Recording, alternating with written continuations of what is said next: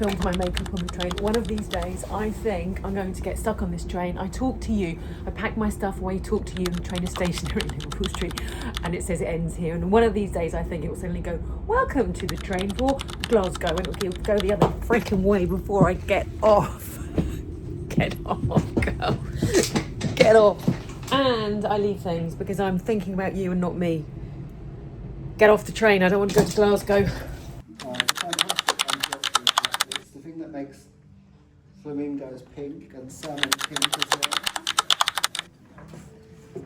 And then for summer, the product, this is actually the product that started it all.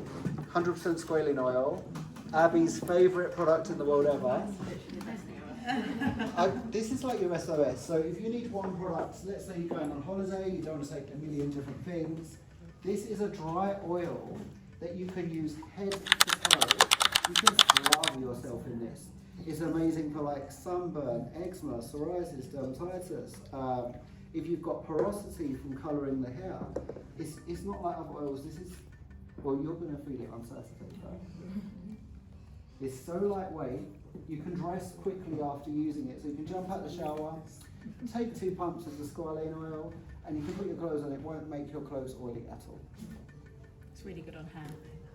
It's the best on. If you've got frizziness, it doesn't matter what the hair texture is. If you've got coils, if you've got straight hair, it works beautifully on any hair type as well. Hello, everyone. I'm going to eat my dinner with you. I've just bought pizza and I took from a restaurant and I took an empty glass and said, please can I buy a takeaway pizza and please will you fill my glass with wine?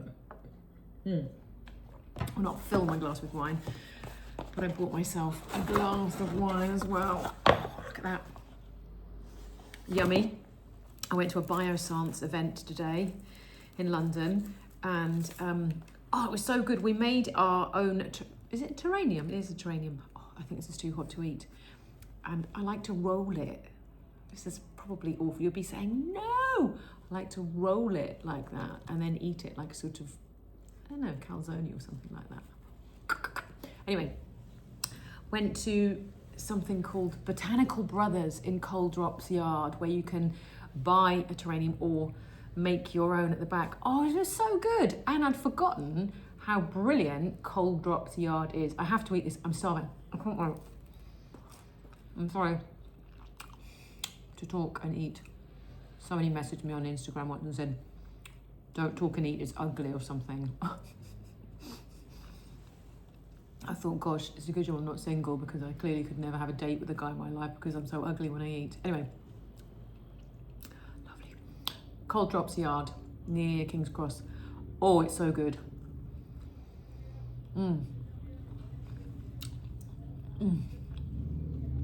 I haven't been there for so long.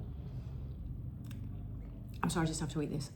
I'll cut. Around here. I had to eat it. The boys are back now. If there's noise, it's boys. Boys, not burglars. Coal Drops Yard, not been there for ages. There was Uniqlo, there was Anthropology, there was Paul Smith, there was Tom Dixon there randomly. It's really, really good. I haven't been there for so long. And then outside there's Sweaty Betty, just tons of really lovely shops. And I thought instead of going into Soho and traipsing around Oxford Street and stuff like that, you could actually go Coal Drops Yard. Everything you need is there. It's great. Anyway, I need to eat this. Bye. Wish I had my mic. I don't think you can hear me. I'm in Beak Street, Soho. I think it's Soho Way. It's the LUSH Prize Award. There's several awards tonight. LUSH fight fearlessly and relentlessly against animal testing, and they're giving out awards tonight. And I think, does the winner get £250,000 or spread between the winners or something? But they dedicate so much money and energy into fighting animal testing. And you know, I'm cruelty-free beauty blogger. It's just a privilege to be here tonight and learn lots of sciencey stuff, which I probably won't understand. But it's one of the things that I think somebody might have won an award for this. This is a vagina, not mine. This is somebody's vagina. And I think instead of having to test on animals, these samples, the tissue samples, you take the tissue of this uterus cervix, vagina, put it on a microchip, and then they can keep testing this instead of using animals in labs. So that's my science done. Did I pass science, GCSE, biology? Yes, I think I did. You're welcome. Hello. Hiya. Crikey. Sort yourself out, girl. Look, I finally got around to framing my Stella McCartney scarf. Look at that. Stella McCartney signed that. This is a vintage silk scarf, and I went to the Stella McCartney show in Paris with Weleda because they sponsored the Glow Studio backstage. I went with Weleda, I love Weleda, and I was wearing this, and I asked Stella if she would sign my scarf, and she did. And it's green because we only had a Weleda green pen handy, and actually it's better than black or something because I don't think that would show up. I was wearing it at the time, and she signed it for me, and I always thought I'd put it in a frame. And I bought this frame from the Range. I don't know if the Range is just a Norfolk thing or if it's a national thing, but it's like a sort of really, it's like it's like IKEA sort of, but there's loads of craft stuff in there, housey stuff, brilliant for like Christmas things, Christmas decorations. So I bought this frame, which happens to be exactly the right size. So I think I'll pin it on there, and that was about 20 quid. It did have wool across it, and I cut the wool off because when I had this Alexander McQueen scarf, frame, the thing for framing scarves, it cost about 500 quid to frame that. And I know it's big, but I don't even bloody like it because you can't even see the bloody design. Can you even bloody see it? Because it's got the reflective glass. Look, there's a skull in there. Apparently I should have had museum glass. You think, for 500 quid, I think you should have told me that I need to have museum glass to stop it being so reflective. There's another one here. So I have a thing for framing scarves. There's another one. Look at this. Not quite so sharp. Oh, look at this. There's light all over it. And I've got eBay ones as well that I framed. But you need museum glass because it doesn't reflect as much. Anyway, so I saved myself a small fortune. Bought this frame, exactly the right size. I really need some kind of Stanley knife to cut across there. Don't have one. Scott's got one. I don't know where it is in all of his rubbish, and I can't be asked to look for it, and I can't wait. I just can't wait. So I'm going to bodge it. I can't wait for him. I just can't wait. I'll take a pin it into the fabric all the way along. Beautiful. Did you see my hairy back? Then I'll pin it on the scarf later. Pin in the top because I noticed, no, they didn't do them with pins, sorry. They stitched them on. So these other silk scarves, they've actually sewn them on. So to be fair, I'm kind of moaning about it a little bit. There's quite a lot of work involved in it.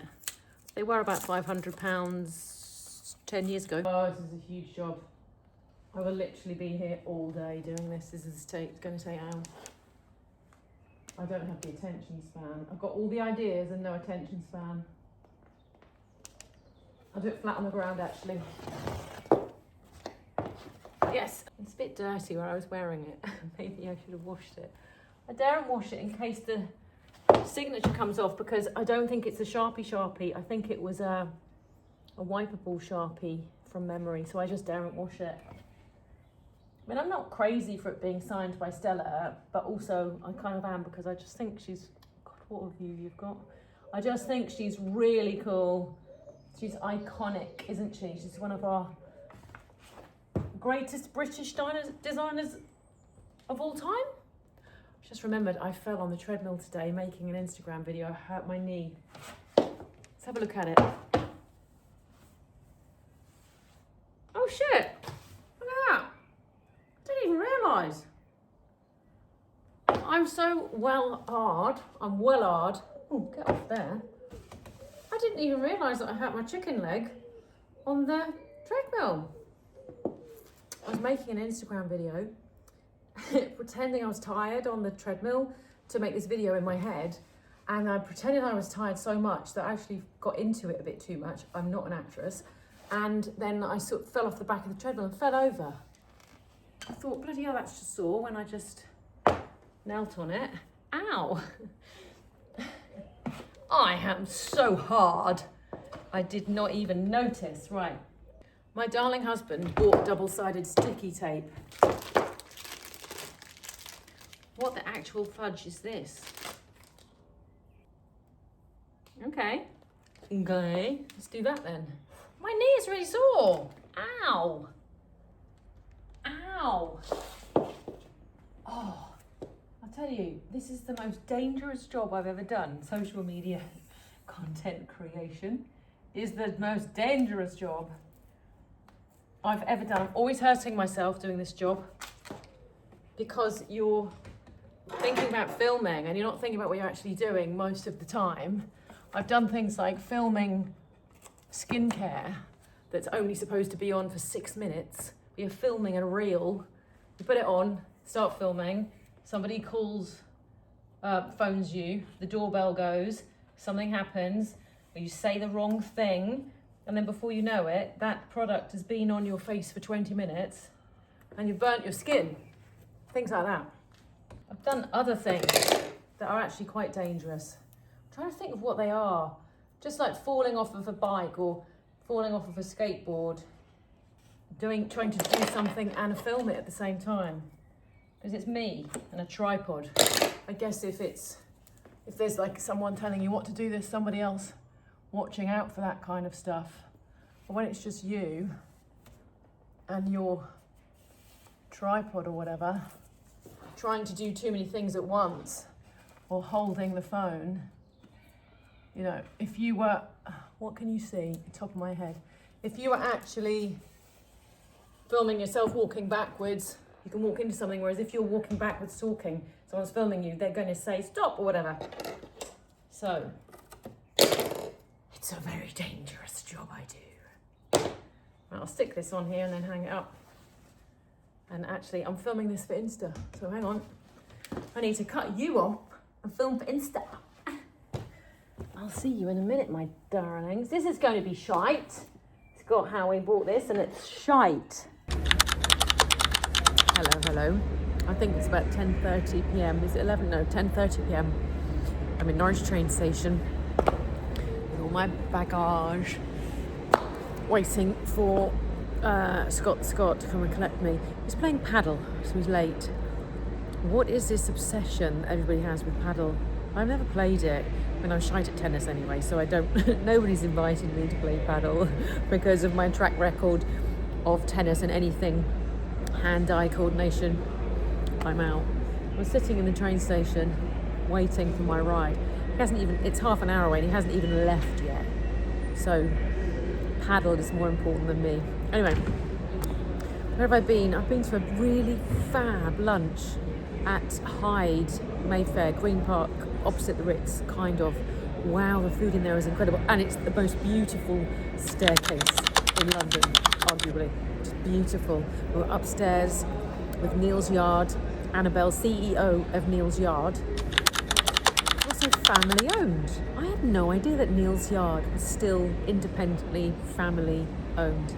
I knew she was the CEO, but I didn't know she was the CEO when the family owner. And also she does loads of work to save bees, amongst other things. So I've learned loads about Neil's Yard, and I've fallen back in love with the brand again. The ethics of the brand, sustainability, the values, and how she was talking about how if you feed the roots and the soil of the oak tree, which is their logo, then the branches will grow strong and true and healthy. And I was, oh wow, you know, when you look at a brand like that and you think, oh yeah, just it's so important to have values and ethics and in this world. And it's over 40 years old, almost 40, over 40 years old. And that's a lot in the kind of saturated market. Skincare is saturated and there's a lot of it around, and we've had recessions and all sorts of things. So for a skincare brand, a well-being brand actually, it's not just skincare, to be around for that long, iconic blue bottles, is a really amazing thing. Anyway, I think my battery's about to run out. I would give you a bit of an outfit of the day. I've got, there's a load of police over there watching me, the fashion police. I wonder if I can stand up before the fashion police come and get me. I could get my tripod out, but, or you're on my case so I could push you across. This is like a real kind of Spielberg production.